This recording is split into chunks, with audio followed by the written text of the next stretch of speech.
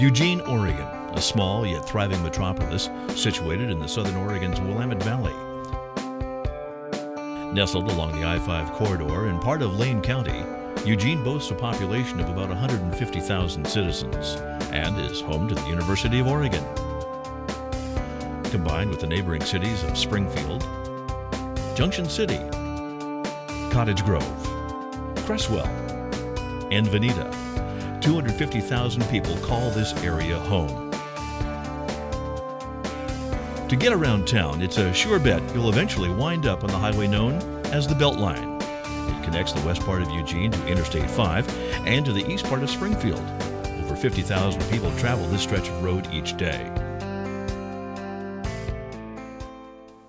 Official, the highway Eugene and Springfield residents have long known as the Beltline is getting a new name, and now more than 50 signs will need to be changed. The highway is now going to be called the Randy Pape Beltway. This after a unanimous vote by the Oregon Transportation Commission today. So far, ODOT says replacing the signs will cost an estimated $250,000 a tab the department will cover. But whose idea was it anyway? It was Governor Ted Kulongoski's idea to honor the late Randy Pape this way. Family spokesman Tim Clevenger says the Pape family was humbled and honored when they first learned about the governor's choice to rename the Beltline. Citizens were angry over the $250,000 cost to change the signs during troubling economic times. They're spending $250,000 to rename signs when there are potholes that need to be repaired, when there are people who are hungry, people who don't have jobs. There's a lot of other priorities that should be addressed as opposed to renaming our highway.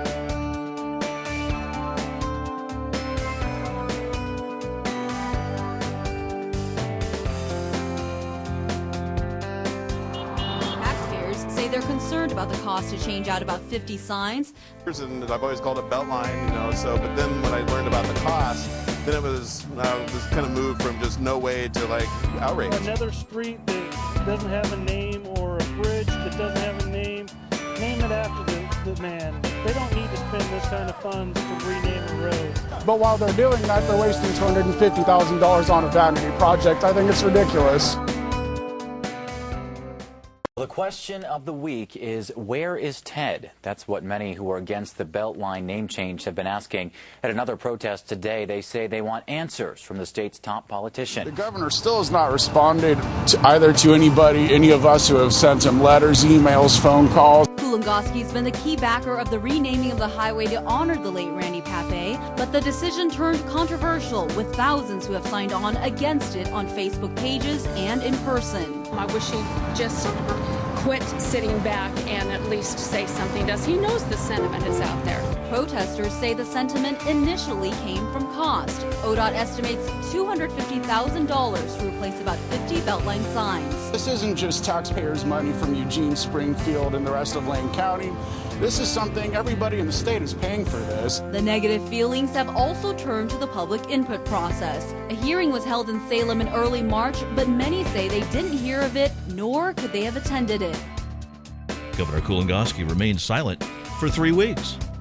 Feeling the pressure, the Oregon Department of Transportation announced a revised proposal. The OTC announced late this afternoon that they'd be voting on a new plan with the Beltline name change. The new proposal would use $1,500 to put 2 signs on each end of the highway and would be called the Randy Pape Beltline, keeping Beltline in the name. The rest of the signs would be replaced at the end of their useful lives. The trouble is, nobody's ever defined what useful life even means. In addition, emails obtained through ODOT Public Record requests revealed that the new signs could cost as much as $500,000. Renaming the highway adds 10 extra letters, including the space, to the sign. Now, in some cases that's all right, but in other cases that's going to be larger signs and larger supports to hold those bigger signs. Most people around the state really could care less about Beltline in and of itself. However, the message that we want to resonate statewide is that this is a gross abuse of power, and this is just unacceptable. The commission came out with a proposal at first. I know the controversy. You asked me why I didn't say something to you. We were trying to negotiate this with about 3 different parties, and I had nothing to say until the fact. 3 different parties, none of them being the public. The family is happy with it. The Transportation Commission, I'm happy with the settlement. Randy's looking down on this, and he says, I'm glad it got resolved.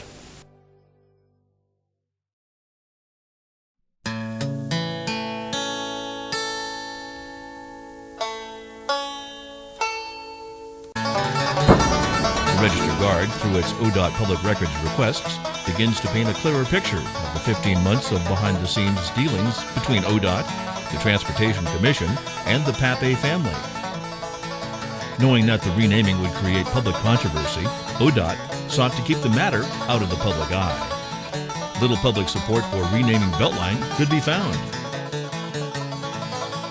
The family sought to avoid public controversy.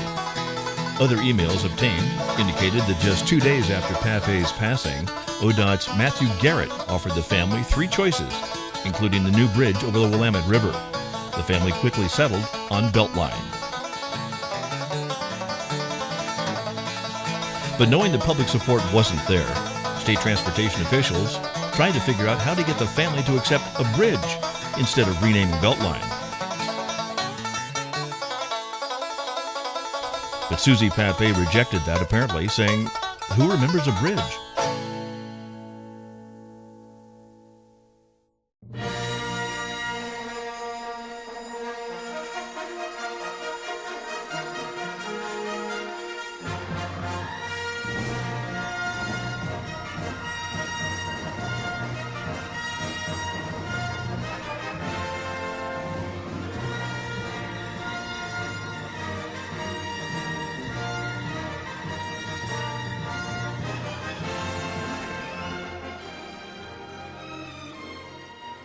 But they and members of the public worry if it's enough to persuade the OTC. I'm really of two minds about that. I honestly don't know.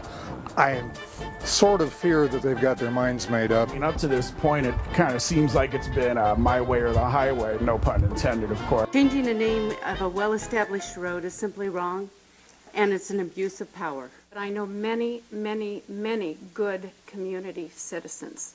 Their blood, sweat, and tears are just as important as Mr. Pape's. For the $1,500 to put 2 signs at either end can be spent elsewhere. Use the force, Luke. Do you think we'd be having this conversation if Randy Pape had paid the governor 50 cents instead of $50,000 over a 4-year period of time? That is insulting. Yeah, Brandy, it wasn't what the group against the renaming of the Beltline Highway wanted to hear. The OTC unanimously voted to uphold its prior decision. We pretty much expected that the commission would vote this way. The fix was in before we even showed up, so no surprises here.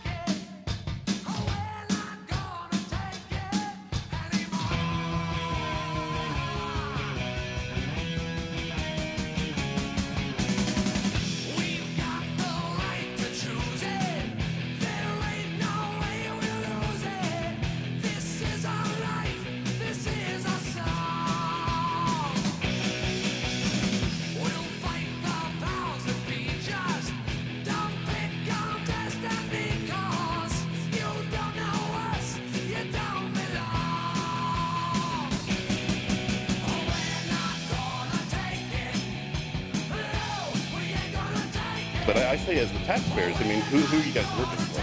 You working for Ted, or are you working for us?